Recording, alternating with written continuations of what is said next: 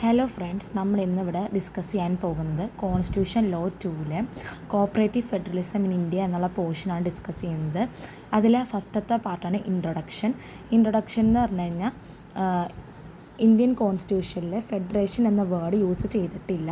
പക്ഷേ ഇന്ത്യ ഒരു federal structure follow ചെയ്യുന്നു എന്ന് സെൻറ്ററിന് കൂടുതൽ പവേഴ്സ് ഉണ്ടെന്നും സെൻട്രൽ സ്റ്റേറ്റ് ലോസിനെ ഫോളോ ചെയ്ത് എക്സിക്യൂട്ടീവ് പവേഴ്സ് എക്സസൈസ് ചെയ്യണമെന്നും ഗവർണേഴ്സ് സെൻറ്റർ അപ്പോയിൻറ്റ് ചെയ്യുന്നുവെന്നും അതുകൊണ്ട് ഇന്ത്യനെ കോസി ഫെഡറൽ എന്നും സെമി ഫെഡറൽ എന്നും അല്ലെങ്കിൽ ഫെഡറൽ വിത്ത് സ്ട്രോങ് യൂണിറ്ററി ഫീച്ചേഴ്സ് എന്നും വിളിക്കുന്നു. രണ്ടാമത്തെ ഇതാണ് മീനിങ് ഓഫ് കോപ്പറേറ്റീവ് ഫെഡറേഷൻ. അതായത് മീനിങ് ഓഫ് കോപ്പറേറ്റീവ് ഫെഡറലിസം എന്ന് പറഞ്ഞു കഴിഞ്ഞാൽ സെൻറ്ററും സ്റ്റേറ്റും പരസ്പരം കോപ്പറേറ്റ് ചെയ്ത് കോൺസ്റ്റിറ്റ്യൂഷനും കോർഡിനേഷനും വഴി രാജ്യത്തിൻ്റെ ഡെവലപ്മെൻറ്റും വെൽഫെയറും ഉറപ്പിക്കുന്നു എന്നാണ് മീനിങ് ഓഫ് കോപ്പറേറ്റീവ് ഫെഡറലിസത്തിൽ പറയുന്നത്.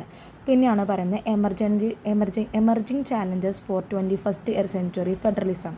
അതായത് നമുക്ക് എമർജിങ് ചാലഞ്ചസ് 21st സെഞ്ച്വറി തുടങ്ങിയാലോ ഉണ്ടായിരുന്നത്.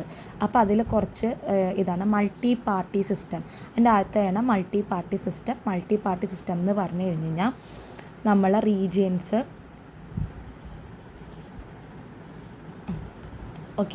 മൾട്ടി പാർട്ടി സിസ്റ്റം എന്ന് പറഞ്ഞു കഴിഞ്ഞ് കഴിഞ്ഞാൽ നമ്മുടെ റീജിയണൽ പാർട്ടീസ് സ്ട്രോങ് ആയതുകൊണ്ട് സ്റ്റേറ്റ്സിന് പൊളിറ്റിക്കൽ ഇമ്പോർട്ടൻസ് കൂടിയിട്ടുണ്ട്.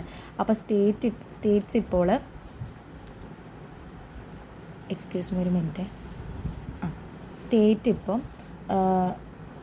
സ്റ്റേറ്റ്സ് ഇപ്പോൾ സെൻട്രലിനോട് ഡയറക്റ്റ് നെഗോഷിയേഷൻസ് നടത്തുന്നുണ്ട്.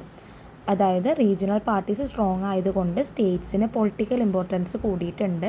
സ്റ്റേറ്റ്സ് ഇപ്പോൾ സെൻട്രലിനോട് ഡയറക്റ്റ് നെഗോഷിയേഷൻസ് സ്റ്റേറ്റ് ഇപ്പോൾ സെൻട്രലിന് ഡയറക്റ്റായിട്ട് നെഗോഷിയേഷൻസ് നടത്തുന്നുണ്ട്.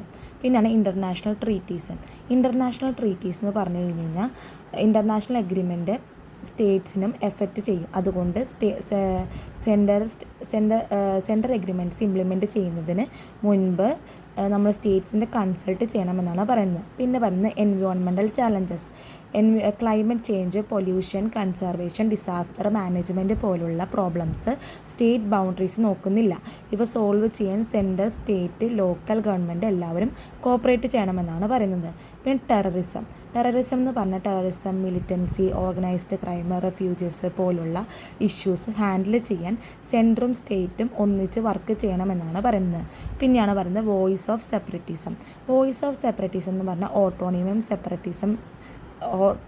സെപ്പറേറ്റീസവും വേണ്ടി വരുന്ന ഡിമാൻഡ്സ് നാഷണൽ യൂണിറ്റി വീക്കെയിൻ ചെയ്യുകയും പൊളിറ്റിക്കൽ സയൻസ് പ്രോബ്ലംസ് ക്രിയേറ്റ് ചെയ്യുകയും ചെയ്യുന്നു.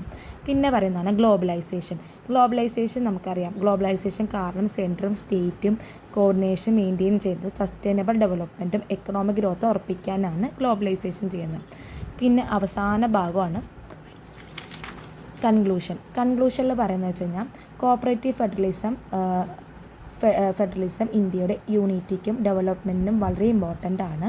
നല്ല സെൻട്രും സ്റ്റേറ്റ് റിലേഷൻഷിപ്പും ഉണ്ടെങ്കിൽ പൊളിറ്റിക്കലും എക്കണോമിക് സോഷ്യൽ പ്രോബ്ലംസൊക്കെ സോൾവ് ചെയ്യാൻ പറ്റുള്ളൂ. അതുകൊണ്ട് സെൻറ്ററും സ്റ്റേറ്റും കമ്മിറ്റ്മെൻറ്റോടെ ഒന്നിച്ച് വർക്ക് ചെയ്ത് നാഷണൽ ഇൻ്റഗ്രേഷൻ സ്ട്രെങ്തൻ ചെയ്യുകയും ഫ്യൂച്ചർ ചാലഞ്ചസ് ഫേസ് ചെയ്യുകയും വേണമെന്നാണ് ഇതിൽ പറയുന്നത്. അപ്പോൾ ഇത്രയേ ഉള്ളൂ കോപ്പറേറ്റീവ് ഫെഡറലിസം. അടുത്ത വീഡിയോയ്ക്കായിട്ട് എല്ലാവരും സബ്സ്ക്രൈബ് ചെയ്യുക, ലൈക്ക് അടിക്കുക, ഷെയർ ചെയ്യുക.